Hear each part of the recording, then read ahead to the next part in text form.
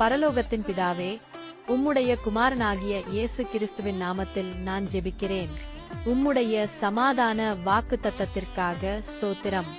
இந்த வாழ்க்கையில் நான் நிச்சயமற்ற மற்றும் பயமுறுத்தும் விஷயங்களை எதிர்கொள்ளக்கூடும். ஆனால் நீர் என்னுடைய பிரச்சனைகளை விட பெரியவர் என்பதை நான் அறிவேன். இன்றும் நான் உம்முடன் நடக்கும்போது நான் எதை சந்தித்தாலும் நீர் நல்லவர் என்பதை நினைவில் கொள்ள எனக்கு உதவி செய்யும். நீர் எப்போதும் என்னுடன் இருப்பதாக வாக்குத்தத்தம் அளித்து இருக்கிறீர். அது எனக்கு சமாதானத்தை தருகிறது.